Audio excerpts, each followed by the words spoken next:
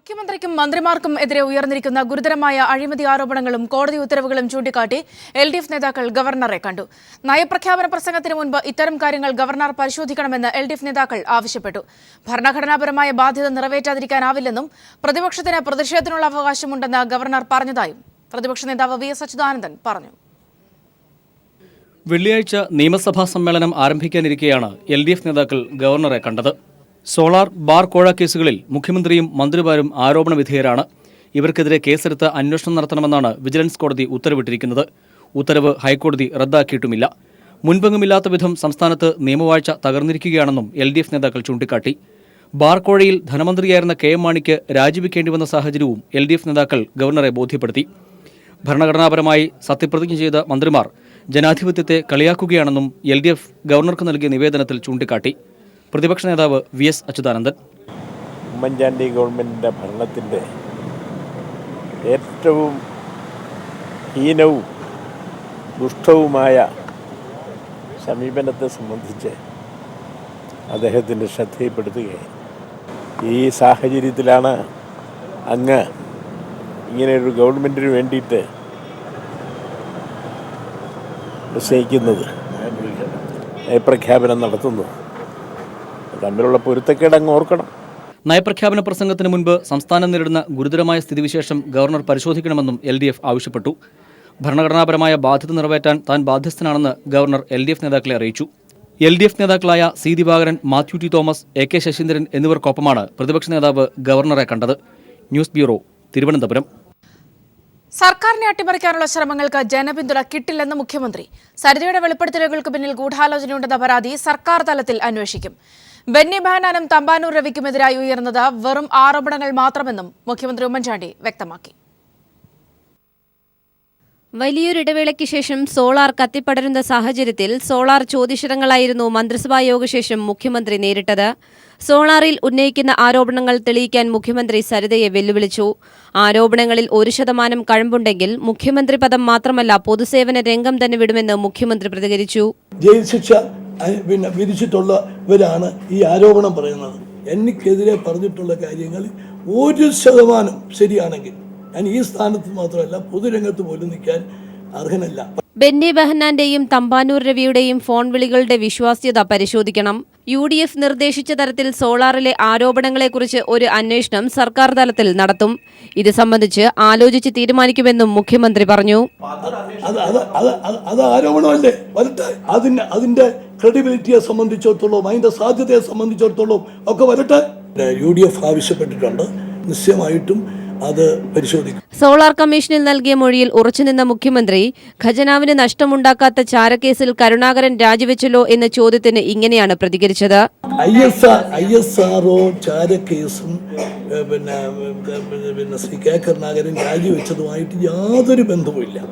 ഏതെങ്കിലും എൻ്റെ ഒരു സ്റ്റേറ്റ്മെന്റ് ഈ ചാരക്കേസ് സംബന്ധിച്ച് അദ്ദേഹത്തെ കുറ്റപ്പെടുത്തിയിട്ടുള്ളതുണ്ടെങ്കിൽ നിങ്ങളൊന്നും എടുത്തില്ല. ഇത് തമ്മിലുള്ള അന്നത്തെ രാഷ്ട്രീയ സാഹചര്യം നിങ്ങൾ ഈ പറയുന്ന ഒന്നുമല്ല. സോളാർ കേസിൽ ബാബുരാജിന് ഭൂമി പോക്കുവരവ് ചെയ്തു കൊടുത്തതിൽ അപാകതയില്ലെന്നും ഇതൊരു പൗരന്റെ അവകാശമാണെന്നും മുഖ്യമന്ത്രി പറഞ്ഞു. സരിതയുടെ ആരോപണങ്ങൾ സർക്കാരിന് ഭീഷണിയല്ല.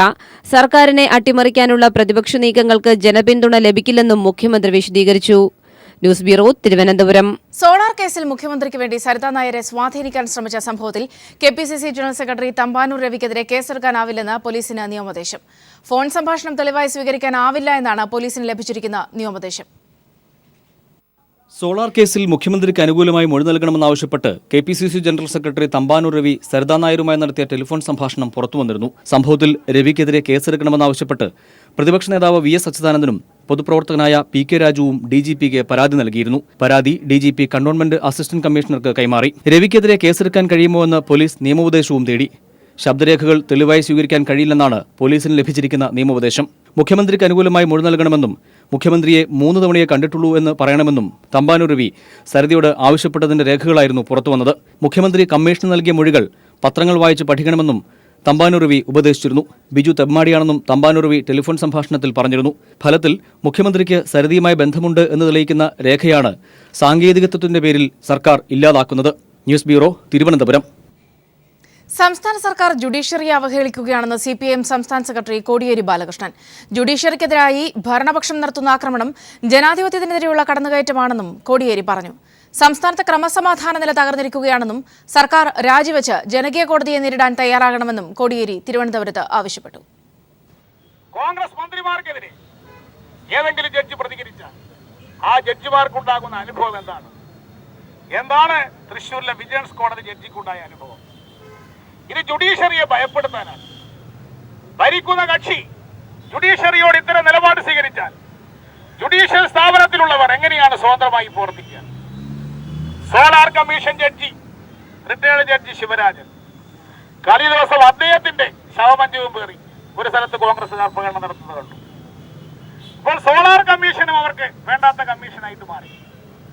ഇങ്ങനെ ജുഡീഷ്യറിക്കെതിരായി നടത്തുന്ന ഈ ആക്രമണം പാർലമെന്ററി ജനാധിപത്യത്തിനിടയിലുള്ളൊരു വെല്ലുവിളിയാണ്. ഇതിവിടെ തുടർച്ചയായി നടന്നുകൊണ്ടിരിക്കുമ്പോൾ ഇതിനെ അപലപിക്കാൻ പോലും മുഖ്യമന്ത്രി തയ്യാറാകുന്നില്ല. ഉമ്മൻചാണ്ടിയെ നിലമറന്ന് സംരക്ഷിക്കുന്ന ആളാണ് KC ജോസഫ് എന്ന പിണറായി വിജയൻ. ഇതിന്റെ തെളിവാണ് ജഡ്ജിക്കെതിരെയുള്ള KC ജോസഫിന്റെ പരാമർശം. കോഴയുടെ കാര്യത്തിൽ മുഖ്യമന്ത്രി ഉദാരമനസ്കരാണെന്നും താൻ മാത്രമല്ല ഒപ്പം നിൽക്കുന്നവരും വാങ്ങണമെന്ന നിലപാടാണ് ഉമ്മൻചാണ്ടിക്കുള്ളതെന്നും പിണറായി പറഞ്ഞു. KC ജോസഫിനെതിരെയുള്ള കോടതി അലക്ഷ്യ പ്രശ്നം ഇത് KC ജോസഫിൻ്റെ മാത്രമായിട്ടുള്ളൊരു പ്രശ്നമല്ല. ഒരുപക്ഷെ കോൺഗ്രസ്സിൽ ഈ വലിയ തോതിൽ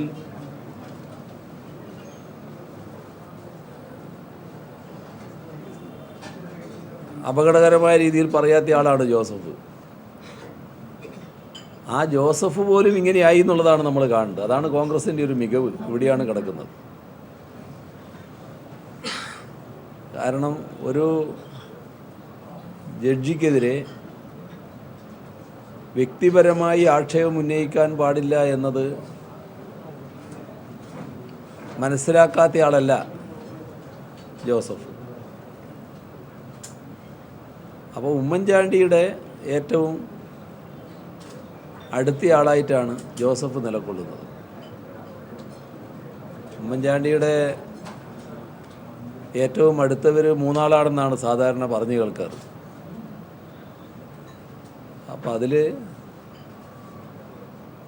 ഈ മറ്റു രണ്ടു പേർക്കും ഉണ്ടായ പരാതിയൊന്നും ജോസഫിനെതിരെ ഉയർന്നു വന്നതായിട്ട് കണ്ടിട്ടില്ല. അതെന്താണെന്ന് എനിക്കറിയില്ല. എന്നാൽ ജോസഫ് തൻ്റെ നില വിട്ടും ഉമ്മൻചാണ്ടിയെ സംരക്ഷിക്കുന്നതിന് വേണ്ടി രംഗത്ത് വന്നതാണ് ഈ ജഡ്ജിയെ അവഹേളിച്ച സംഭവം. ജോസ് തെറ്റയിലിനെതിരായ വിവാദ സിഡിക്ക് പിന്നിൽ ഉമ്മൻചാണ്ടി എന്ന വെളിപ്പെടുത്തൽ. സോളാറിൽ നിന്ന് ജനശ്രദ്ധ തിരിച്ചുവിടാൻ രാഷ്ട്രീയ കരുനീക്കം നടത്തിയത് ബെന്നി ബെഹനാനാണെന്ന് സിഡിയിൽ ഉൾപ്പെട്ട നോബി. പണം ആവശ്യപ്പെട്ട നോബി ബെന്നി ബെഹനാനെ വിളിക്കുന്ന ശബ്ദരേഖ പീപ്പിൾ പുറത്തുവിട്ടു.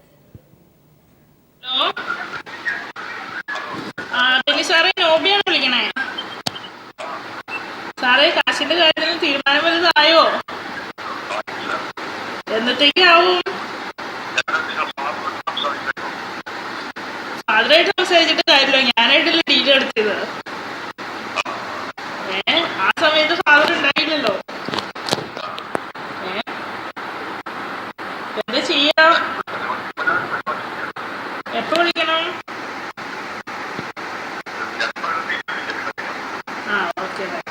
ഹലോ, നമസ്കാരം. ഷാജഹാനാണേ, കൈരളി ചാനലിൽ നിന്ന്. പറഞ്ഞോളൂ ഷാജഹാൻ, പറഞ്ഞോളൂ. അതെ, നമ്മളിപ്പോ ഓഡിയോയ്ക്കകത്ത് പറയുന്നല്ലോ, അതാരെ ബെന്നി ബെഹനാനോട് സംസാരിച്ചാണോ? അതെ അതെ, ബെന്നി സാറായിട്ട് സംസാരിച്ചു. എന്താ പുള്ളിക്ക് ഇതിൻ്റെ അകത്തുള്ള പങ്ക് എന്താണ്? പുള്ളി ഇതിൻ്റെ അകത്ത് വല്ല റോൾ ഉണ്ടായിരുന്നോ പുള്ളിക്ക് ഈ കേസിൽ?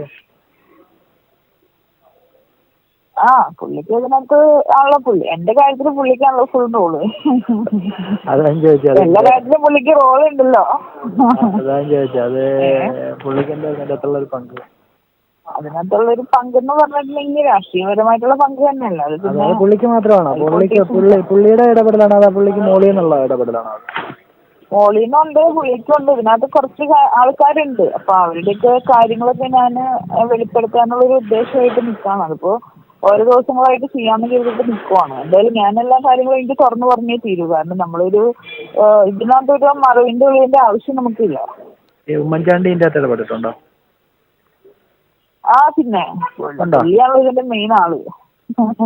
പുള്ളിയാണ് ഇതിനകത്ത് മാസ്റ്റർ. മാസ്റ്റർ ബ്രെയിൻ പുള്ളിയുടെ തട്ടേൽ കേസിന്റെ പുള്ളിയാണ് മാസ്റ്റർ. അതെ അതെ.